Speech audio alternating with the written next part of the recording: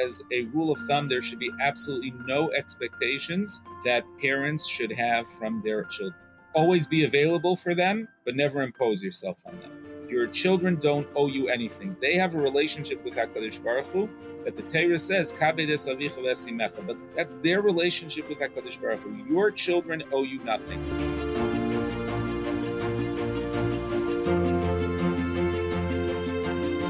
Welcome to the first episode of this brand new podcast, The Jews Next Door. In this first month, we will be focusing on the most fundamental and necessary thing in parenting, forming a relationship with one's child.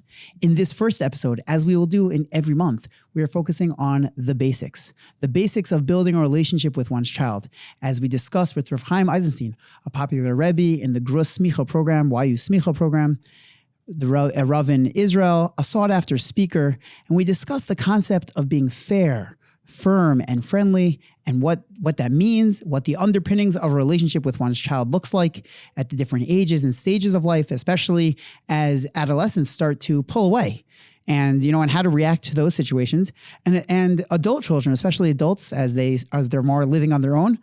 And one of the most fundamental ideas that Rav Eisenstein discusses is that our children are not ours, but rather a gift from Hashem, and the implication of that, and so much more.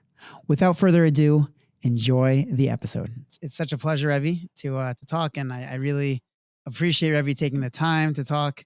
And I know Rebbe is on vacation right now in America, and it's really a pleasure, and I appreciate Rebbe taking the time out of this small window of time that Rebbe has.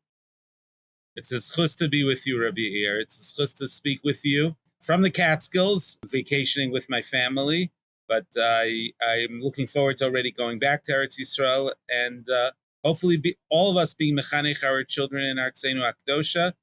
But this topic needs to be spoken about on all four corners of the globe. Very true. Very, very true. So in this episode, this month, we're going to be focusing on building a relationship with one's child. So let's dive right in. First things first. Why does Rebbe think it's important for a parent to have a positive and strong relationship with their child? The most important relationship that children have is with their parents. Though that is the first relationship, first bonding experience that they have. So on a basic level, that is very, very, very central in terms of their beginnings of learning how to bond and connect, to love, and to give, and to even take. All of those things are part of a relationship with their parents. Rav Noach Weinberg pointed out that there's something even deeper. And that is, when it comes to a child's dugma, image of someone or an entity that is all-powerful and all-encompassing, a child starts out, a baby starts out, she's the little baby. He or she is entirely dependent on the love and the giving of their mother, and to a certain extent also their father as well. Right. And so therefore their first perception of God, Chazal say, that kabed es avicha v'esimecha, that parents are akin on a certain level to God. So Rav Weinberg Zatzal pointed out that part of that is that their first perception of something that's all-powerful is their parents. Wow. And if their parents are giving and thoughtful and so on, so then their perception of even HaKadosh Baruch Hu is deeply affected in their relationship. Wow, that's fascinating. And it really matches up with a lot of people always say, if someone is ever has an issue with Hashem or with their in their avodas Hashem, sometimes it points to a direct correlation to an issue with a parent figure, and that makes a lot of sense. What I'd be saying. Wow. Correct. Fascinating. So what would Rebbe say are the benefits of having that strong relationship, besides for giving the paradigm of that relationship with Hashem? Besides for that, what other benefits would Rebbe say there are? Well, ultimately, if I could go off at a little bit of a tangent, I think, which is a very, very important tangent, is sometimes that people feel that when they send their children to school, that they're passing over the chinuch to the rabbeim and teachers, some of them very, very fine and particularly here in the United States, where parents are spending so much money on education, Right. that they really deserve to get a really good education for their children. But unfortunately, that's a terrible, terrible mistake. Mm. Ultimately, all forms of chinuch, in my opinion, from A to Z, it includes Gemara, if parents are capable of teaching Gemara to their children. And even if they're not, ultimately, at the end of the day, then it's the parents' job to brainstorm of how they could ensure that their children are going to grow in all parts of Avodas Hashem, all parts of their education, from geometry to Gemara, and most importantly to Midos and Yiras Shamayim. Right. All of those things are entirely a parent's responsibility. So therefore, in regards to your question, ultimately everything in a child's growth really starts with the hadracha of their parents. Interesting. Okay, so meaning you're saying in the end of the day, really everything stems from that relationship, and that really this is the basis for everything. Correct. It's kol el hakol, as Rav Chaim Brisk said in an entirely different context. It really is kol el hakol. Of course, I'm sure that you've spoken to parents and educators about this. Of course, the most important part is not the overt messages that we give to our children, but it is the modeling and the subtle messages that we give to our children. Ultimately, who we are is, as people, our children tend to develop into that. In fact, the reason I'm in the States right now is we just celebrated Bli Ayin Hara, my in-laws' 50th anniversary. Wow! And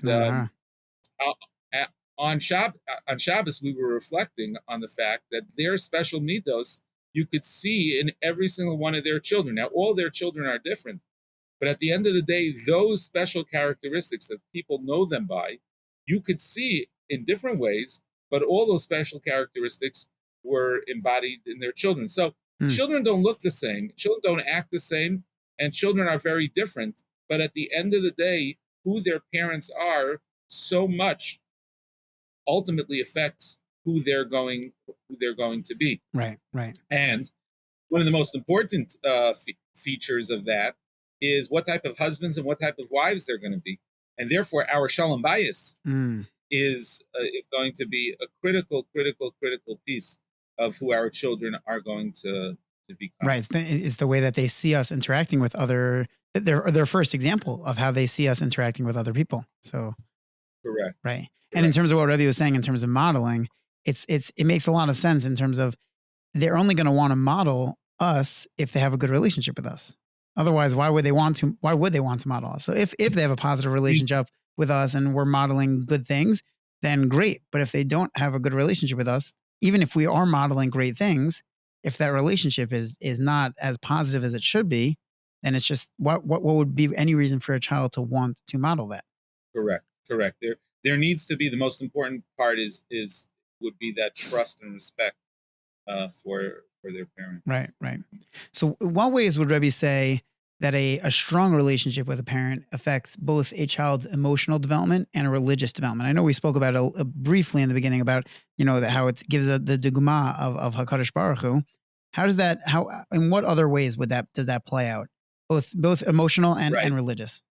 So Rav Olby, in his Real Binyan Bechinuch, describes that there are two forms of parenting, one being planting and the other building. Planting, I would characterize in the following way. When it comes to creating an environment where children can thrive, that's planting. In contrast to building, where building is a builder takes certain materials and he puts them together. He seems to be, and Nefesh HaChaim elaborates on this, he seems to be entirely controlled in terms of bringing together different elements. Of course, Nefesh HaChaim points out that he is ultimately limited because he doesn't create those elements. Right. But he puts those elements together. Parents could create certain elements in their children's behavior. If they're going to punish their children well enough and strongly enough, well enough in quotes, so then the children will no longer display those behaviors. If they reward them, then the children, he'll build them in a certain way. But the point is that at the end of the day, that form of building doesn't last. It doesn't become part of their persona. Right. Planting, on the other hand, Revoldi describes, planting is about creating a certain environment that encourages the child to grow on their own. So you had asked, what are those critical elements in terms of making that happen? So, of course, a plant needs sun, and a plant needs water. And in my mind, in my simple mind, I look at it: the sun being the warmth and the love of the parents, and the water being the Torah values, even Amelos B'Torah as well. But Torah values and Midas Tovos That's beautiful. as being integral pieces in making that happen. I love that. I love that mashal of the warmth of the sun and the Torah. Ein ma'im el Torah. Wow, that's beautiful. What would Rabbi say are the most fundamental things that a parent must keep in mind when they're trying to build that relationship with their child? So I mentioned to the Chevra in the past that Sarah Chana Radcliffe, who I highly recommend, the fantastic psychologist. So she speaks about the idea of parents being fair, firm, and friendly. Fair is a very, very, very important piece. Sometimes parents are quick to judge their children, and therefore they're not fair. I have an example with my daughter. It was once dessert time, and my wife brought out dessert, and my daughter took a bite, and she said to my wife, "It tastes terrible." I was stunned. It's one thing for her to tell my wife privately; it's another thing in front of the whole Shabbos table. Right. And immediately, my daughter and wife burst out laughing because they realized that I had misunderstood that it was my daughter who had baked the cake. And wow. So in that case, the context is very, very different. So we sometimes have to make sure that we understand the whole context of as kol ha'adam. V'dan es kol ha'adam is l'kav zchus ha'adam, the entire picture of the person. That's number one. Kind of need to treat it like a sugya. You need to analyze it from all angles first before you. Correct. Of course, the very, very, very, very simple piece of advice, siyag l'chachma shtika, is until you have the whole picture, don't react. The parents have never regretted waiting a little bit of time before reacting to their children in terms of giving positive or negative reinforcement, or even being ma'orer, giving constructive criticism. Waiting is hardly ever, 99.9% of the time, is never. You'll never lose by doing that.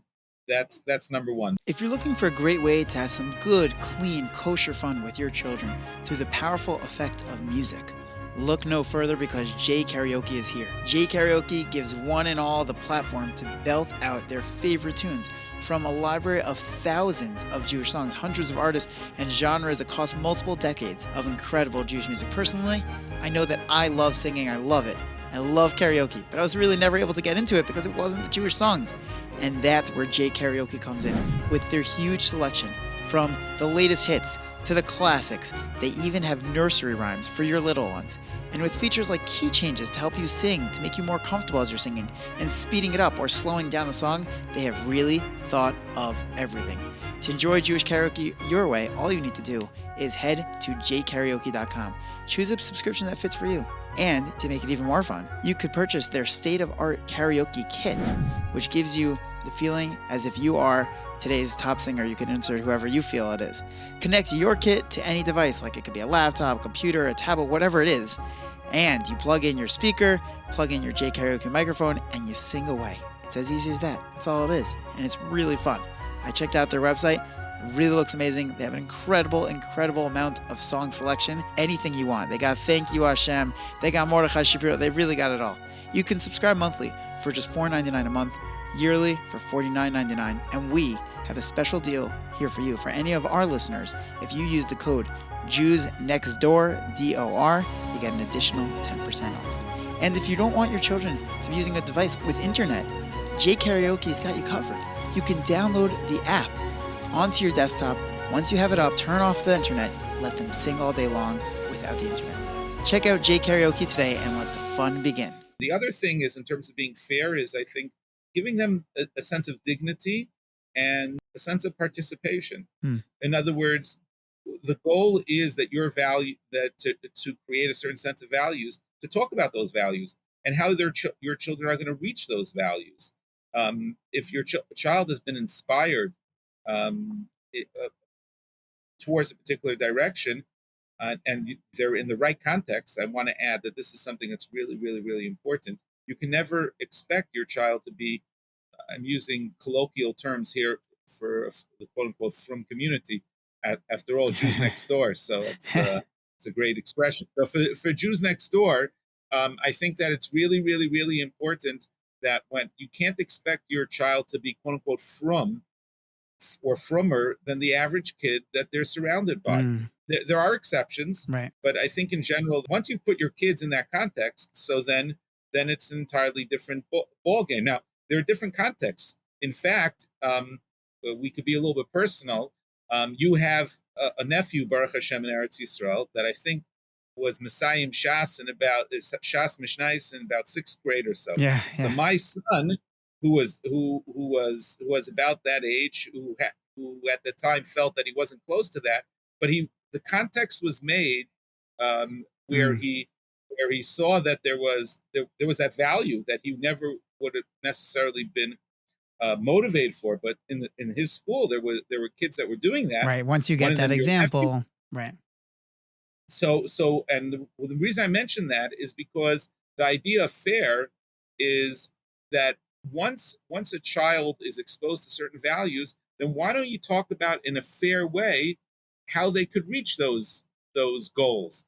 In other words, create the context for them, and then in a way that's a shared process of growth. What does Rebbe mean by that? In terms of what does Rebbe mean by doing it in a fair way? What is that? In a way, for example, when my son came home describing what he saw in school, so I said to him, "Well, do you want to do Mishnayos also? Is there an incentive program that you would like to do? Do you want to try to finish Shas Mishnayos, or is that not realistic?" In other words, meet the child there where Ba'asher Hu Sham, where they are, and that's part of being fair with a child. I have two boys. Baruch Hashem, my oldest is now married, and he's learning beautifully. When he was, I've asked him Rishus to say this, when he was 12 and a half years old, he couldn't sit in shul for 10 minutes, and he got by. And I remember that I was wondering how he's going to become bar mitzvah. Right. How was he going to do his bar mitzvah at 12 and a half? He wasn't in shul for 10 minutes, and he got by his bar mitzvah by the skin of his teeth. And my other son that I was referring to before was entirely different, and their bar mitzvahs were very different, and we approached their bar mitzvahs very, very, very differently.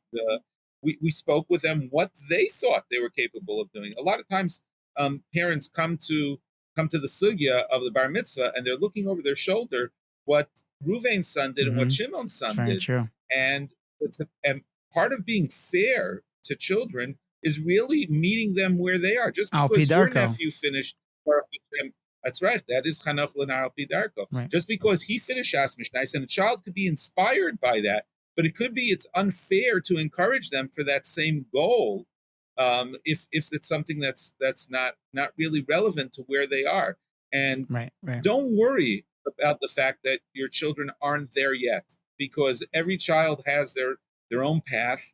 And I've seen over and over and over and over again in Chinuch that it's not the children that are most gifted. It's not the children that are, the best in the class that become the most successful in all parts. I was just talking to a Bachur Yeshiva that I felt was under a tremendous amount of strain.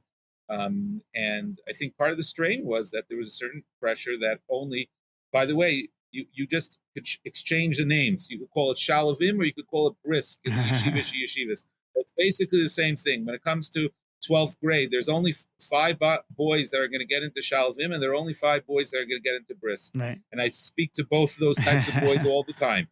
And And this time I was talking about a boy who I felt that he was just feeling a pressure that he wasn't going to get into bris, and and that and what I've seen is time and time and time again is that the boys that get into the quote unquote elite yeshivas aren't necessarily the boys that become the biggest Talmidei Chachamim Right. at age 40. I hope the Rosh Yeshiva of Shalvim and Brisk forgive me for that observation, but it's a davar pashut, and anybody who is a Mevakei Shemes knows that these are the basics of chinuch. So being fair, coming back to the first thing that we had said about being fair to your children, being fair where they are, ultimately is going to propel them to the place where they're going to grow and thrive the most. Right.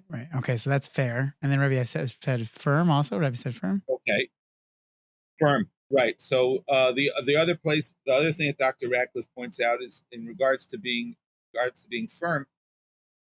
In order to create a healthy and trusting relationship, parents have to be reliable.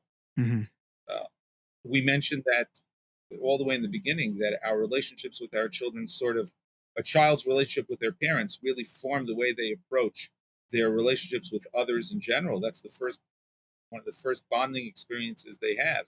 So those who have their relationship with their parents are predicated on trust and loyalty.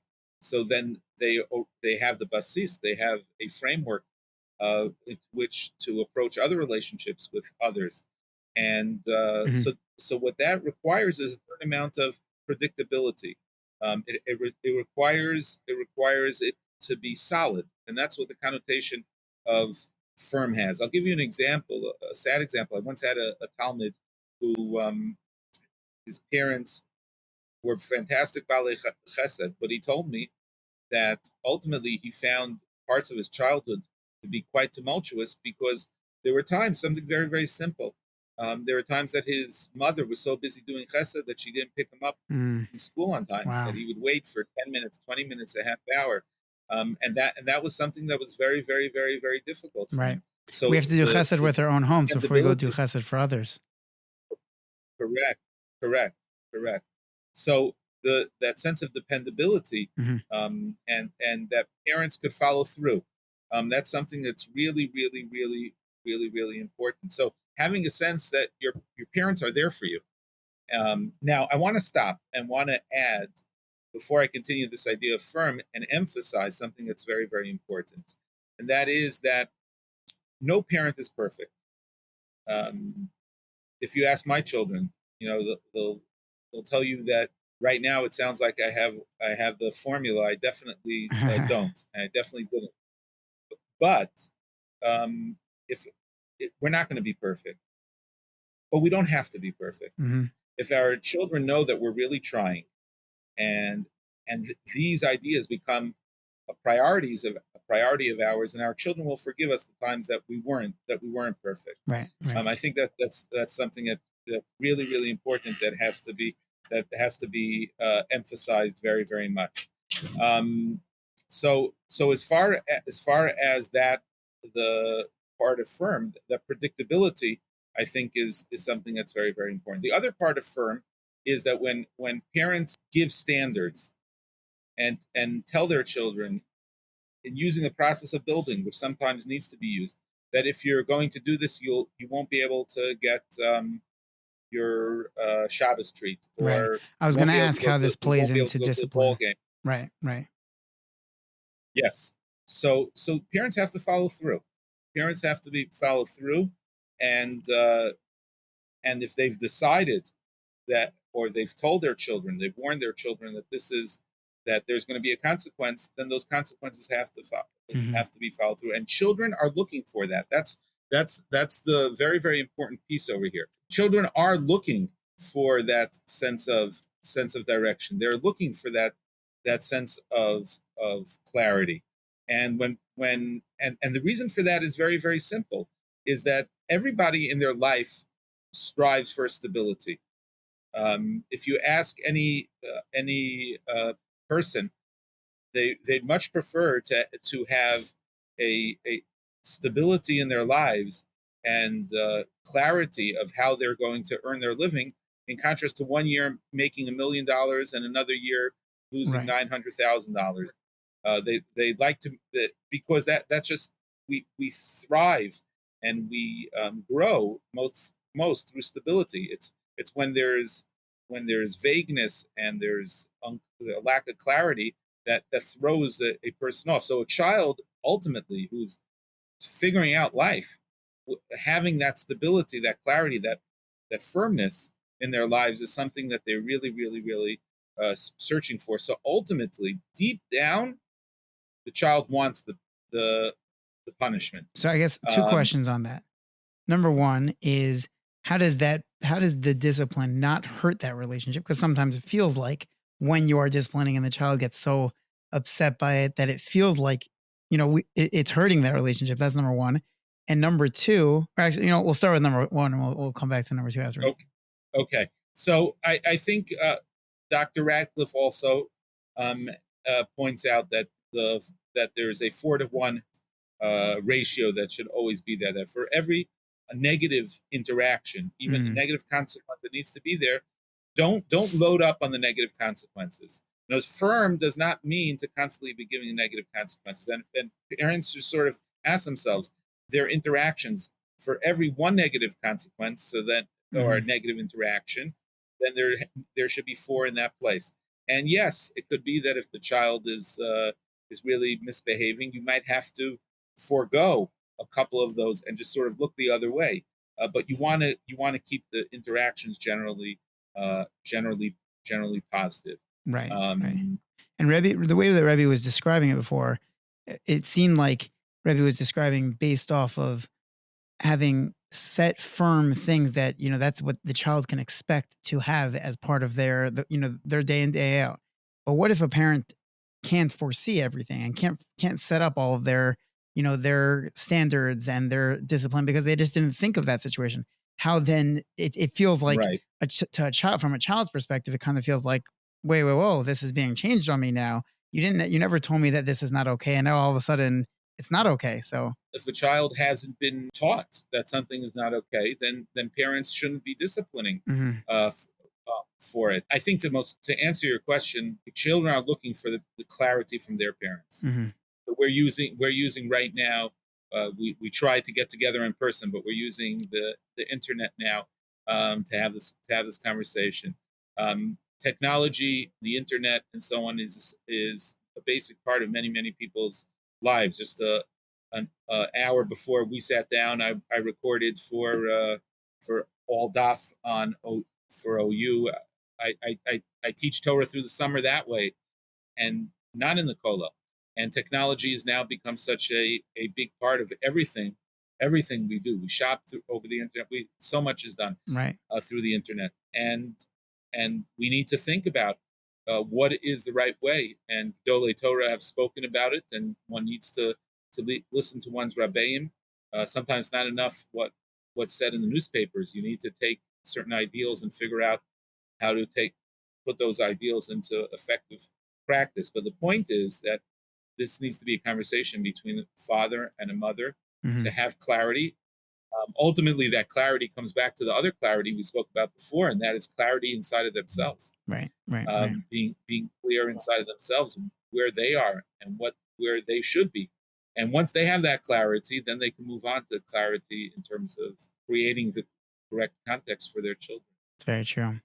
Moving into a slightly different, subtopic within this. How does the relationship building process change with the different ages of the children? Meaning, let's start with younger children, right? Younger children who are less mature. How does one develop a meaningful relationship with that younger child? Right. That's a very, very, very important point. I think particularly the more white we get in our beards, or the white in our stubble, I think the bigger challenge that becomes. And I think it's a very, very, very important topic. I'm fond of why does he have to take my Gemara? Wow. So that's how comfortable I felt. In Reb Chaim's living room, they had Hashavas Aveda signs. There were, and it's that home, particularly that home, where ultimately the Chachmas HaTorah came from. And there is a lot to say. Ela told us Yitzchak ben Avram. Avram told us Yitzchak. Ultimately, the Gvura of Yitzchak, the Torah of Yitzchak, comes from the Chesed of Avram. That's what I heard from the Amshin of a Rebbe. That's why you have the repeat, Yitzchak ben Avram, Avram Holodus Yitzchak. The Medrash says that they couldn't believe that from Yitzchak, from Avram came Yitzchak. So Al Pi Kabbalah, they couldn't believe that from Chesed came Gvura. But that's how it Mm, works. The Gvura Satorah comes from Chesed. Now, right. a corollary of that in Reb Chaim's personality, this is the second point about Reb Chaim, is that Reb Chaim was by nature someone that was uncomfortable with rabbinic ceremony. He didn't. They gave him a rabbinic hat. They say he used to crush it. He was just uncomfortable with a lot of the rabbinic ceremony, Right, right. and they say a legend. I don't think the story is entirely accurate. The other stories I believe are relatively accurate, but the legend, which brings out a lot, nevertheless, is that Reb Chaim used to enjoy hanging out with his talmidim and even hanging out with little children. He enjoyed the simplicity of little children. So the legend goes that one time he was walking in Brisk, and there were a few kids that were just sitting around, and they weren't playing. Reb Chaim, they looked a little forlorn, so Reb Chaim asked them what's wrong. They said, we started playing game, but no one wants to cooperate. What game? We wanted to play horsey, and no one wanted to be the horse. So the legend goes that Reb Chaim offered to be the horse, and the legend continues that how Reb Chaim was found tied to a tree stump, Oh and all the kids had gosh. run away. So, Wow.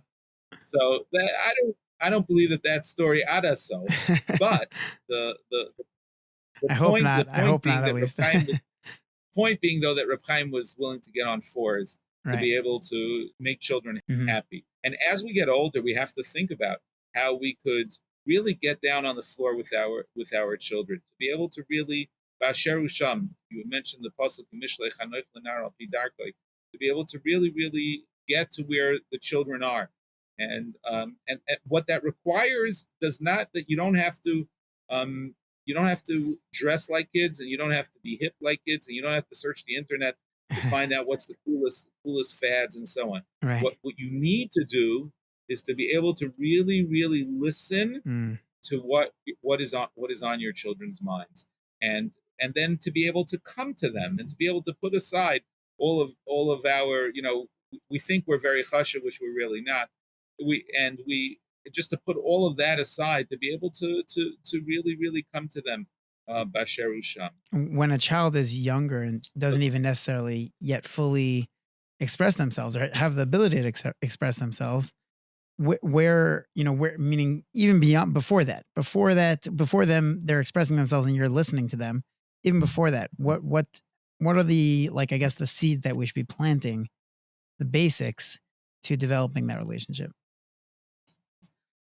you know, as- those who have learned in yeshivas, I'll give a particular answer, particularly for those boys who have succeeded in yeshiva, those men who have succeeded in yeshiva. One of the challenges, and I think Torah speaks to this, but I think sometimes when people use the modalities that they succeeded with in the base medrash, and they don't apply those modalities and adjust them to a Teras Chaim, so there are certain things that become real challenges for them, both in regards to Shalom Bayis and Chinuch Habanim. Hmm. What I'm referring to particularly, let's start with Shalom Bayis, and ultimately we'll get to Chinuch Habanim. In a base medrash, the most valuable thing is if someone proves an idea correct, as logical, at least in the world of Nigla. And most of us spend most of our time in the base medrash in the world of Nigla. And the ultimate this, if you will, is if someone says a svara that's based on emotion. It's an emotional svara. Hmm. It's not rooted Right. in the words. It's not rooted in logic. Right. It's not intellectually sound. It's lacking in sophistication. It has a lot of simplicity. Now, all of those things are true in Amelis B'Torah. By the way, there's another component of Amelis B'Torah that's also Avas Hashem and Yiras Hashem and Avas Yisrael v'chule that exercise different parts where emotions are very, very important. But there's no question that the way Talmidei Chacham are formed is through the logical form of Amelos B'Torah, of Yedias HaTorah, of Amelos and Shas, and the search for Svara, which is ultimately the last of the Yud Gimel Midos that we have for ourselves in the Beis Medrash. With all that being said, ultimately there's a challenge that a young man has when he moves into marriage, where his relationship with his wife cannot be fully based on logic. Mm. Love is not based on logic, and there are many things in a relationship where it's significant, not because it makes sense, but because his wife feels that way. In fact, my Right. wife always tells me that the most important point to make to the boys is that tell them that it's important if it's important to your wife. In other words, if Mm. it's important to your wife, even if it doesn't make sense to you, it's valuable, it's significant. It doesn't have to make sense. But in the realm of emotion, all of a sudden it's supposed to become important because it's important. Right. It's Right. important to you. That's in regards to Shalom Bayis. Why am I emphasizing this when it comes to Chinuch Habanim? Same applies to Chinuch Habanim as well. First of Mm. all, if it's important to your son, it's important to your daughter, then by definition it has to be important to you. Mm. That's number one. But number two is that closeness between a parent and child is not only based on a logical experience. It's not. It doesn't only take place in the Beis Medrash. It doesn't only take place when they're doing mitzvahs together, when they're searching for lulav and esrog, which is extremely important. By the way, it's a very, very important bonding experience. But it also takes place in a realm that isn't necessarily one that's based in the sphere of logic, in the sphere of halacha, but it takes place in the sphere of proximity and Mm. closeness and Interesting. warmth. We have a tradition in my family. In fact, my son just mentioned it to me tonight. My 13-year-old, he said, I heard from my father that when we walk together, our family's not so large. It's just three of us. So I guess there were times that this, just like Avram and Yitzchak, that my father would say, Vayelchu shneim yachdav. When we walk together, my father and I alone would say, Vayelchu shneim yachdav. My father told me that's what his father told him that his father said to him in Europe. Uh-huh.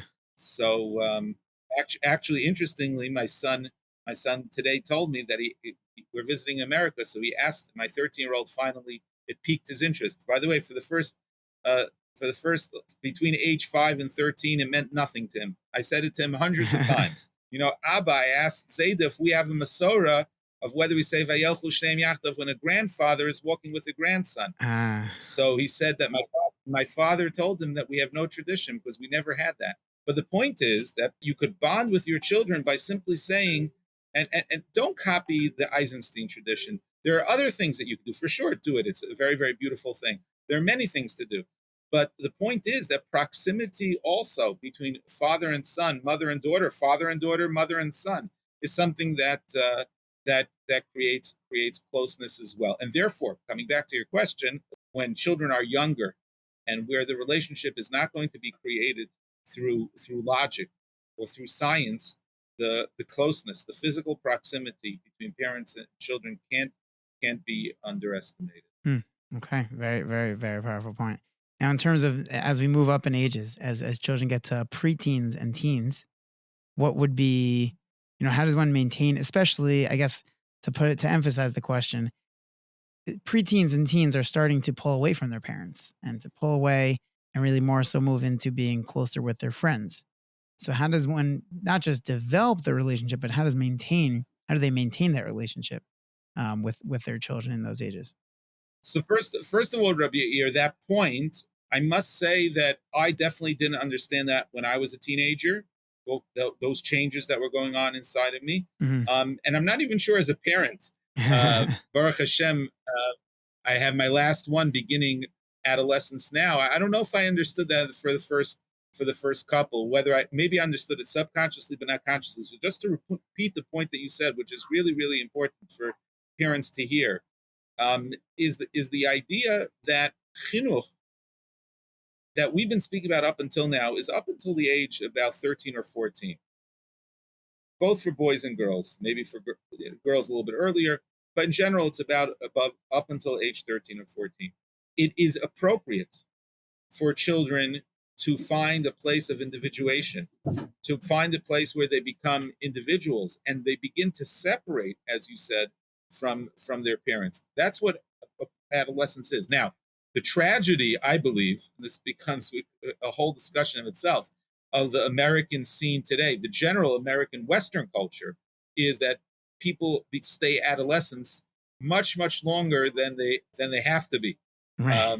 In other words, adolescence has gone from what once upon a time was from 13 to 16, has now gone from 13 to 23. Hmm. People are still figuring out what they're doing in college at age 23.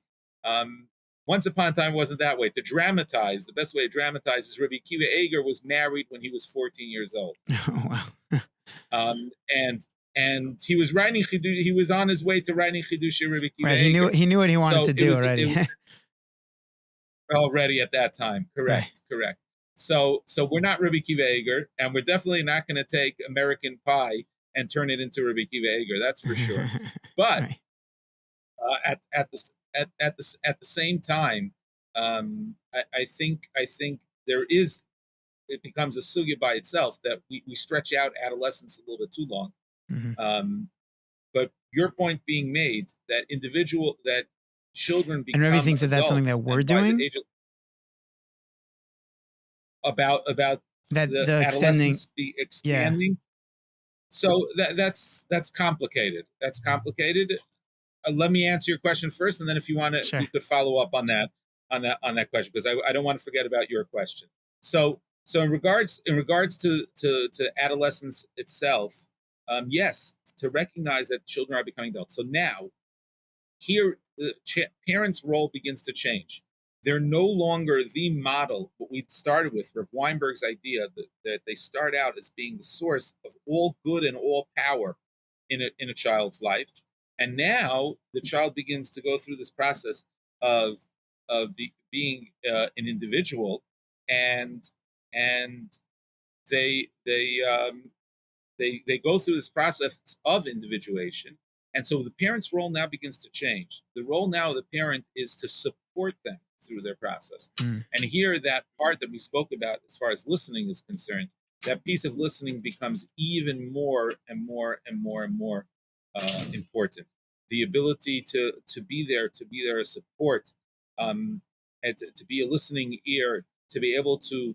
This becomes a sugya by itself, a sugya of parenting by itself. The ability to be able to do active listening, to be there to truly listen, and the parent can throw in their value. Don't give up your value system.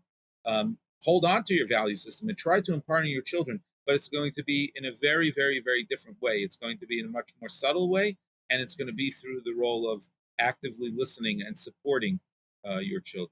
Right. So, and on that point, and we'll come back to the adolescence, but on that point, when a child is trying to to individuate, how does a parent, in a way, make sure that they only take on the role of being supportive as opposed to trying to push on their own either personal agendas, religious agendas? Like, how does a parent not really take that role of being supportive as opposed to being overburdening or too much in a way? Okay. It's a very important question.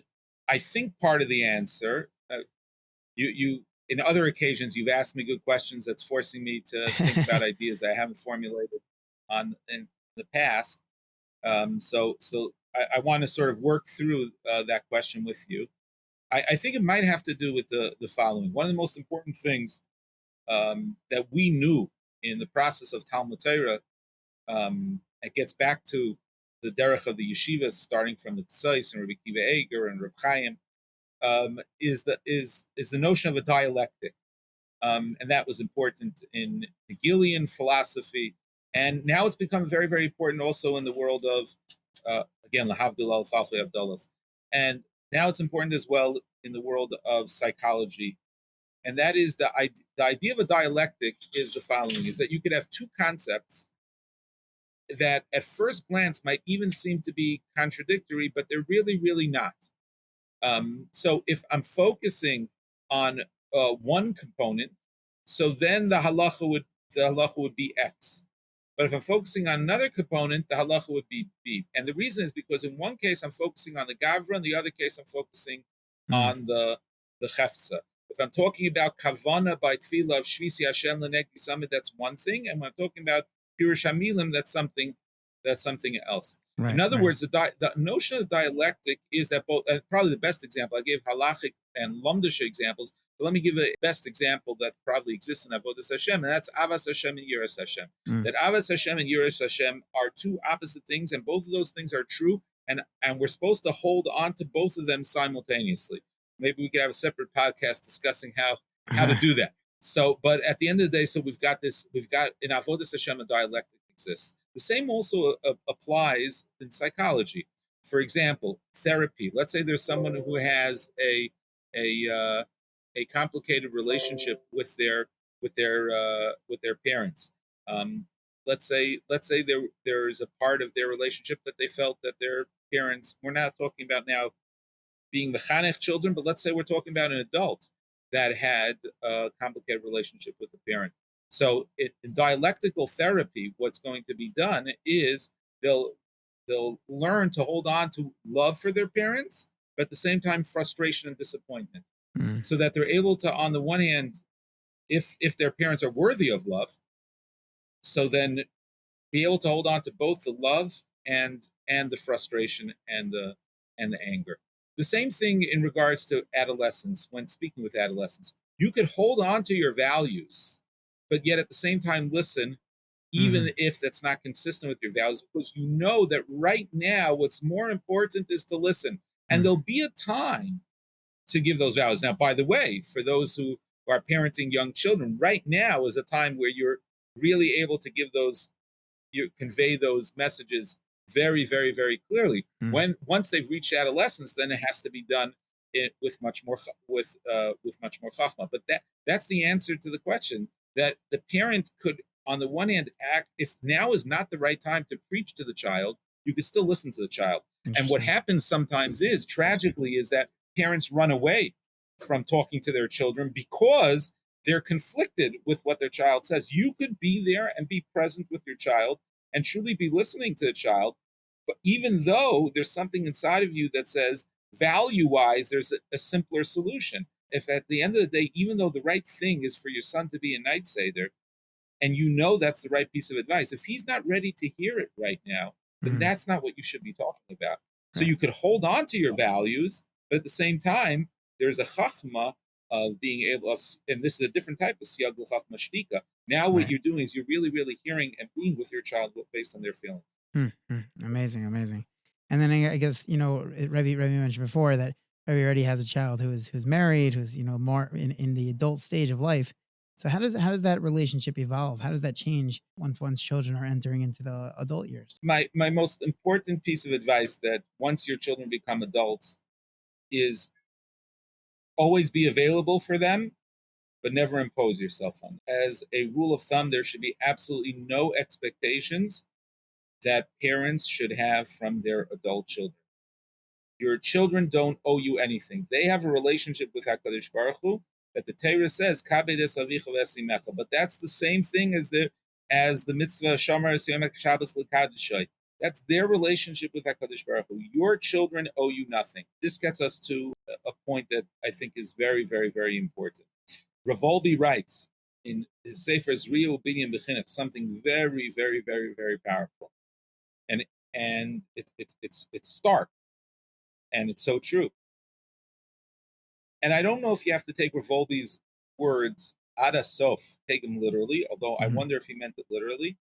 Rav Wolbe said that a parent should never say, I have children. Yesh li yiladim. Our children are not ours. Our children are a gift from HaKadosh Baruch Hu as a pikadon, that HaKadosh Baruch Hu asks us to, just like a shomer is given something that they don't own, that they're entrusted to take care of. So let's say it's a plant that needs to be watered. So the responsibility of the shomer is to water it, but he doesn't own it. So Rav Wolbe says, someone who says, Yesh li yiladim, yesh mashu lifkam. There's already something, no Saint Tam lifkam like we have in Yeridea. There's something already off when a parent says that they have children. So our children owe us absolutely, absolutely nothing. And by the way, parents who take that approach, that their children owe them nothing, they're more likely to have the children that want to come home and want to share. So parents who think that their children that the children owe them a lot, those are the parents that end up chasing their children Such a away. strong point. Wow. Wow. I love that. I love that. I'm curious, from Rebbe's perspective, does the relationship change in terms of the building, the basics of building a relationship? Does it change in any way when we're dealing with, the parent and the child are of different gender, meaning like, father to daughter, mother to son? What ways, in any ways, does Rebbe think that change? Right. That's an important question. Maybe I'll start off in a way that is a little bit controversial. The controversy, uh, saying something a little bit radical can't hurt a radio show, or I'm dating myself, can't hurt a podcast. So I don't think It's good clickbait. It's good I don't clickbait. think that it's that controversial, but I do think it still needs to be addressed within our community. I want to talk about chinuch in general, and then ultimately we'll go to parenting, and particularly scandals of this past generation. I think has borne out some of the validity of that point, and that is, I believe strongly that women should be teaching women and men should be teaching men. That's not an absolute rule, but I think in general, I think it's very wise. So, for example, let's say you have you need to bring in a Rav who represents halacha, a posek, and so on. But in general, when we're talking about relationship building between teacher and student, I think it should be men to men and women to women. With that being said, and similarly, I want to emphasize that there's nothing more important than a young man's life than the modeling of his father. And the same, I think, applies also for women. There's nothing more important in a girl's life than the modeling that she gets from her mother. With that being said, I think there's a particular, very special magic also that exists between girls and their fathers, and between boys and their mothers. And so I think it's important to recognize that boys become their fathers in many ways, and girls become their mothers. But at the same time, the support and the supplemental components, what girls see in their fathers, affect a lot of what they look for in a husband, what they expect from their husbands, both Latov and Lara, and the other direction as well. The most sensitive part is probably the relationship between boys and their mothers, and particularly, in other words, that mothers sometimes have difficulty in letting go of their boys. That's something that particularly is difficult, and women have to be aware of it, and they have to go about it in a healthy and productive way. Just because they have to let go doesn't mean that's not hard, and they need to process of how they let go of their sons. Because if they don't let go of their sons, then they could really ruin their sons' marriages. So that's something that's very, very important. So they're ultimately man to man, woman to woman. There's nothing more powerful in the world than that, except God to man and God to woman, than man to man and woman to woman. But at the same time, there's something very, very special that the father could supplement to his daughter's chinuch, and something very special that a mother could supplement to her son's chinuch, particularly What are those particularly things? When it comes to mothers, the love, especially for the father, is someone that tends to be a little bit more logical, and a little bit more of a male, or even an alpha male. For women, to a mother, to give the child that simple love, and that simple support, unconditional support, I think is something that's really something that's very, very, very important. And in terms of the what specific things should for a father towards a daughter with a daughter's chinuch? For a father to daughter, as I mentioned before, I think a lot of perception of a girl, what she thinks a man should be, is going to really be what she gets from her father. What fathers can do for daughters, which is really important, is is show them that they really, really believe in them, that they're capable in the outside world. In other words, particularly if one's mother is not a professional, or is not someone who is a go-getter in the outside world, which is something that we value of kol kfuda bas melech pnima.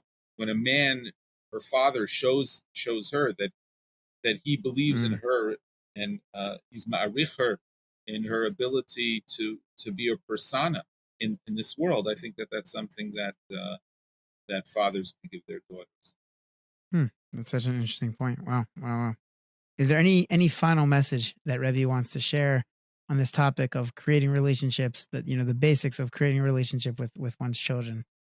So maybe this is setting myself up for another podcast, which is not all my intention, but the most important message that I could give, and when I speak about chinuch, both in the Grus Kolel as well as in speaking in shuls, the point that I conclude with is that we really need to have another shir, and that is that ultimately the most important piece of chinuch habanim is really shalom bayis, and because what shalom bayis is really, we spoke about modeling.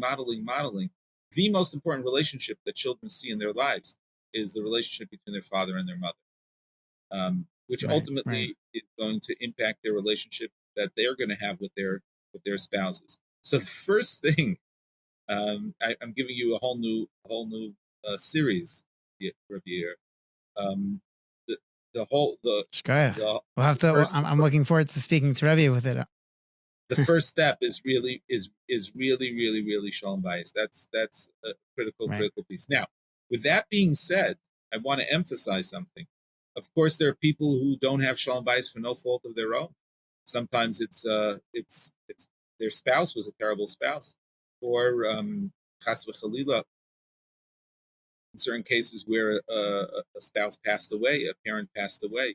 There are many situations where the shalom bayis is not a standard shalom bayis. Now, first of all, in those types of situations, how one handles the situation where shalom bayis is not standard, how one makes shalom with the non-standard shalom bayis becomes an extremely important piece. And of course, people in our communities who have that, we have to do everything we can to help them through those challenges, inviting those people over for Shabbos and trying to give them as much as we can.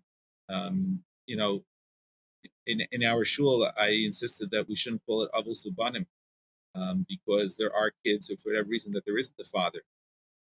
We call it limun abanim, not avos ubanim. But at the end of the day, then it becomes part of the community's responsibility to create that sense of shalom, that sense of, as much as we can in an incomplete world, to create that sense of shleimus. But at the end, and so therefore, I want to just emphasize again, when it comes to those situations, it falls back to what I had said before, that you don't need to be perfect to be a good parent. Shalom bayis doesn't necessarily mean that the situation is perfect, but rather is about that we strive and attain to try to create those relationships that our children see, relationship between husband and wife, or other types of relationships, to see them and experience them in the best way possible. And so that becomes the most critical piece in a child's upbringing, to surround a child with a sense of shleimus and a sense of shalom is the most important piece. The final thing that I would say is, I started out, and I don't in any way change my mind or renege on anything that I had said earlier, that ultimately chinuch is really the purview of the home, and you never pass your the chinuch over to anybody else. Never, ever, ever do you pass the chinuch over to anybody else. Rabbeim are fantastic, shlichim, moras are fantastic, and Rosh Yeshiva, Mashgichim, and all of those staff members and so on. But ultimately, it's you who's constantly being mechanech. You, the father, you, the mother, who are constantly being mechanech your child. That being said, I want to emphasize something else that I allude to, and this I'll conclude, is we need to spend real time thinking about the environments that our children are going to be in. It's not the most important part of their chinuch. The most important part of their chinuch is who their parents are to them and how their parents guide them. But the second place is not who their teachers are. The second place are who their friends are, and what they're being exposed to. And we need to spend a lot of time also thinking about how our parenting is going to interface with that. Wow, amazing! Thank you so much. We do have to speak. We have to speak again about Shalom Bayis. We got to speak about community and about the influences of friends. And I hope I look forward to having that conversation if Rebbe can give more time, Mirza Hashem. But I really thank you to Rebbe for taking the time tonight to talk about all of these amazing points. And Rebbe has so much wisdom, and it was really such a pleasure. Such a pleasure. Well, all of it is just what I got from my parents and from my Rabbeim, and it's a schus just to be able to schmooze it out with you here.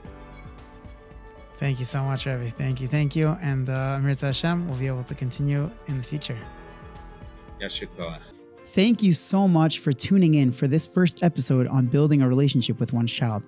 I hope that you were able to gain as much as I did, and I'd love to hear any comments, feedback, or questions that you may have. Visit our website or email us at genaleph.org or call into our new hotline at 833-737-1293 to be featured on a future podcast, or asking any parenting questions you have. Leave your name and number, ask your questions, and don't worry, we will make it anonymous. Make sure to follow us on Instagram at Parenting the Jews Next Door, and on Twitter, follow me at Yair Manshel for parenting tips, quotes, funny and relevant content, threads, and much more. We're looking forward to continuing this series next week as we get into the practical components of building relationships with our children with Mrs. Ilana Mizrahi, a parenting coach in Israel with tremendous amount of experience. Join us again next week as we work together to raise the Jews next door.